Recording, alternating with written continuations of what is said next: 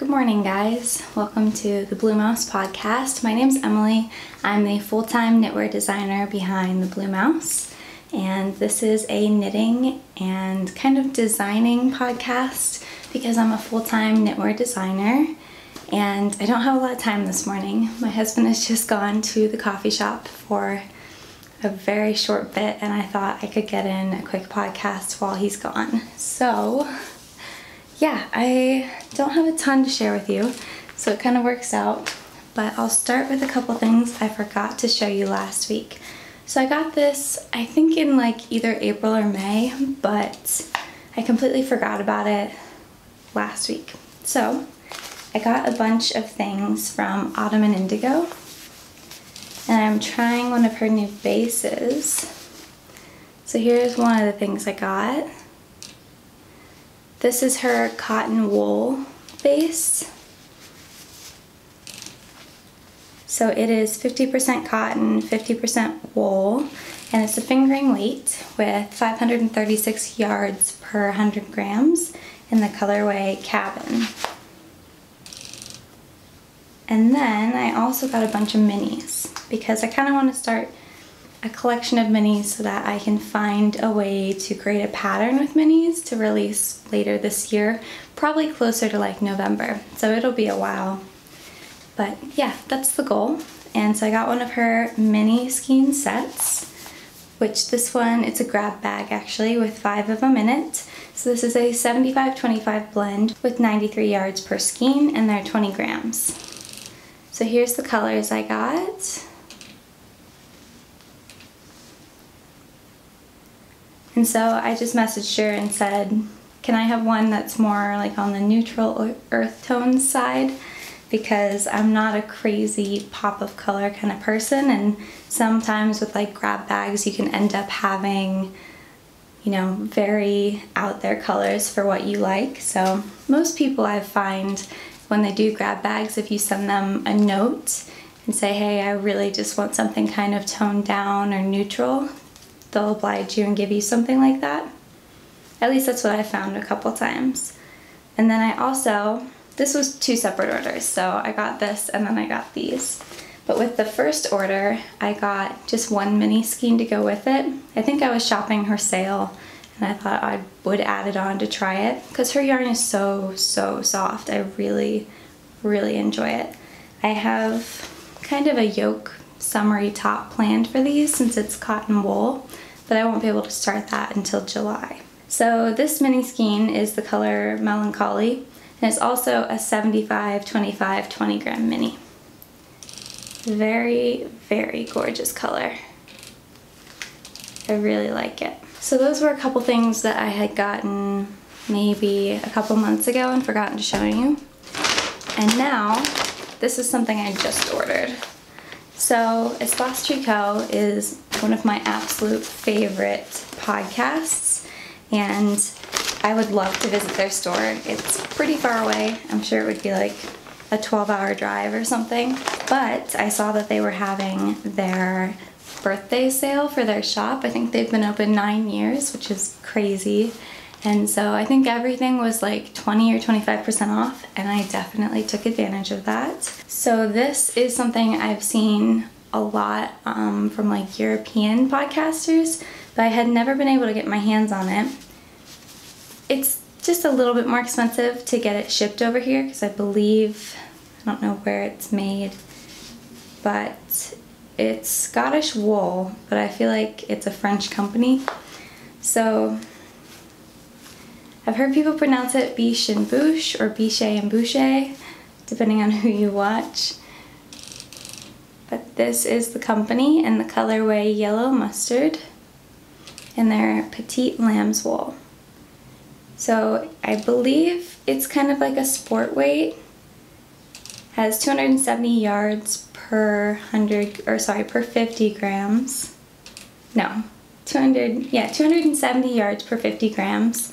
And it's Scottish wool, and I really like it. So I got, how many did I get? 5? Yeah, I got 5 of these, and I plan to make, I believe, like a cardigan with it because it's really soft. It's softer than I was expecting. It definitely feels still a little bit sheepy, but now that I've gotten used to that, it feels very soft to me.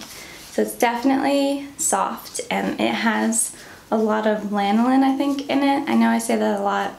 I don't know for sure that I know what I'm talking about, but when I pulled it out of the bag and I was running my hands over it, I felt like I had just put lotion on my hands. So I'm assuming that that's what having lanolin in your yarn feels like. Also along the lines of working on summer projects, which is something I will start in July after I finish what I have currently started already.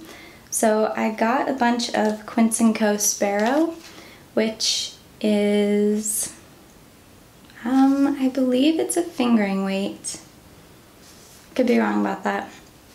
It might be a sport weight, but I'm pretty sure it's a fingering weight with 168 yards per 50 grams. So yeah, this is the colorway Sands, and I got like 7 skeins of it so I could make a cardigan. So this is 100% pure linen, and it definitely feels a little bit crunchy, but I've watched a lot of the Espostrico ladies podcasts, and they talk a lot about linen and that you have to be rough with linen after your project is finished, and after time it will really soften up. So I think they even throw theirs in the washer and they're rough with it, and I guess that's what you have to do with it. So I'm expecting this to get a lot softer, and yeah, it's not like it's terribly unsoft or terribly scratchy or anything.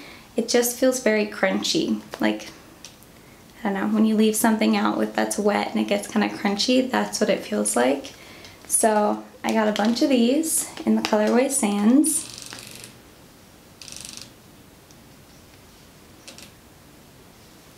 So it's just like a very light, pale kind of oatmeal color. And I'm gonna make a cardigan out of these, a very loose knit cardigan, so that you don't have to use very tight needles and create a very tight fabric, because a lot of what I've seen Melissa and Lisa of Espostrico do is knit linen on a loose gauge, and then after it softens up, it has the most amazing drape. So my plan is to knit up a cardigan with these, hopefully starting in July, if I can get everything I need to get finished this month. And then, if it works out, I think I might make one for my mom for Christmas or something, because she can't wear wool. So yeah, I think that's all I had for acquisitions. I definitely took advantage of that sale that they were having, because I really, really love what they do, and I wanted to try out the yarn that they had in stock. So hopefully I'll make it up to Montreal sometime. But anyway, I don't know if I showed this last week. I think it was just a whip. But I finished one of my other sock designs, and here's what it looks like. This is using the Little Wolf Knits yarn in the colorway Beach Grass. And so I think I had only worked up to part of the foot last time, because I asked your opinion on whether I should do slip stitches over the whole thing instead of just the heel. And so I decided for the second sock to do that. So I like it so much better. It's far better that way. You can kind of see the slip stitches over the whole texture this time, and I think it looks so much better. And this is a little progress keeper I got from Merrill at Chain 20. I think I got this like a while ago though, it was over a year, but they're my favorite progress keepers. They're very just simple and clean and neat, so I enjoy those a lot. So I just have probably about 3/4 of the foot left to do. I'm knitting it on smaller needles than I typically have been, at least for my past few socks, because when I block them, I want them to still fit a little bit snugly. So that's what I did with this one, is when I take it off the sock blocker, I would hope that when I would try it on, it would still fit a little snug. We'll see. So it is a little bit narrower. It's still quite stretched out, but not as bad, I think, as this one. Well, maybe actually. No, I guess it's the same size. It's a little bit different. The one I showed you last week kind of overlaps just a little bit, but whatever. We'll see how it wears. I still really like it, but maybe I should stop blocking them. I love the way a blocked sock looks. It just seems to fit not quite as well afterwards, but I don't know. I haven't seen sock blockers that are a lot smaller than this. They can adjust the foot length, but usually I think the width is pretty much the same, and I just don't want to have to buy another sock blocker, so I'll try these on, and once the pair is finished, I'll see how they work. Alright, I think the last thing I have, I really haven't worked on a whole lot of actual knitting this week. I have mainly just done computer work and finishing up things. I finished up that new sock design and got it to my tech editor, fixed it, got her to do all the charts so I could put those in, and then it's off to testing at the moment. And I finished that striped sweater I showed you last week, which I forgot to tell you is DK, and I used the Wool Barn DK. So this one, I used the Wool Barn DK. I don't know the colors off the top of my head, but I will try and put them in the show notes, which will be linked in the description. But yeah, this was made using DK. So I finished grading that and typing it up, and I sent that to my tech editor, so I'll hopefully send that to test knitting next week. I think I'm supposed to get it back from her on Monday, and then we'll see how much damage I made to it. If it's not too bad, I'll get it off to testers probably mid next week. But yeah, so one thing I started was a selfish knit, which I kind of don't like to call it that as much anymore. It's more of just like a learning experience, I would say. So I cast on the, I want to say it's the Drama or the Teresa Sweater by Jennifer Steingass of Knit Love Wool. So this is what I have so far. It looks a lot better on camera than it does in person, to be honest. I don't really like it in person. The colors I chose were just things I had lying around, and I'm not crazy about it, but the way it shows up in the camera, I like it a lot better. So here's what it looks like. Pretty nice. I just had this leftover Wool of the Andes yarn from Knit Picks, and I was gonna do one of, oh, what is that? The Weekender cardigan? No, I forget what it's called. It's, oh, the Throwback cardigan. That's what I was gonna do with it.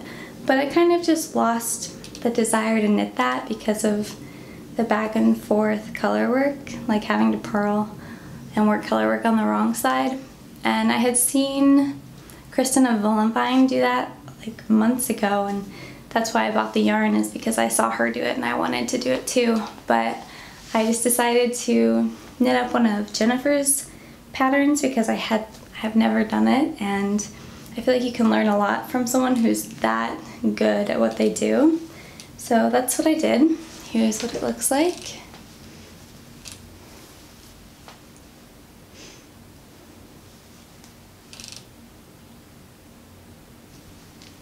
So something I find that's very helpful as a designer is to occasionally knit up other people's patterns. I highly, highly recommend it if you're a designer yourself, because you just learn so much.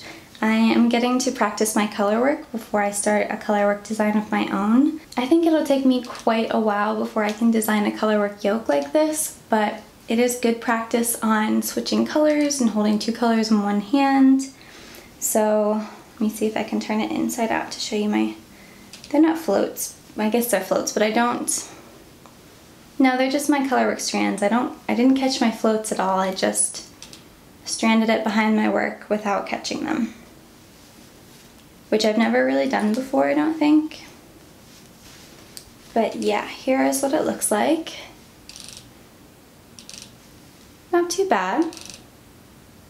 I learned a lot from this. I had never really gotten down how to hold two colors in my same hand before because I'm a continental knitter, but I was able to get a lot of practice in, and after about the first 3 rows, I had it down, and I wasn't exactly crazy fast at it, but I was definitely a lot faster than I had been before. So very good practice. That's one of the reasons that I highly recommend you knit up other people's patterns, is because you can learn a new technique like this and you don't have the stress of learning it to design something yourself. You can just learn it to follow a pattern. So there's that benefit. There's also just the way other people write patterns. You can find things that you like, or sometimes you'll read something and it's very confusing, and so you'll make a mental note not to write your patterns that way. I remember I followed a sweater pattern, I think it was last fall, and it was a very, very concise pattern. I think everything fit onto 1 1/4 pages. It was super tiny print and absolutely no extra instruction, and I hated it. And so I learned from that not to do it that way. There needs to be more information, more explanation, and that's a balance you have to strike, is how much do you want to explain to people and how much do you want them to have to do. And it's a balance I'm still trying to work out myself. I'm still, I think, in the mode of I need to explain everything, because I started out designing for beginners, and so I would do step-by-step photo tutorials, and while I don't want to do that, I also don't want to just leave people in the dust and have them, you know, confused and not knowing where to go. So I'm learning that balance. It's something I'm working on at the moment, actually, where I have a raglan sweater worked from the top down, and there are a couple extra increase rows where you increase like in the front, in the back, or in the sleeves, and I was gonna write out every single size, which is 14 sizes.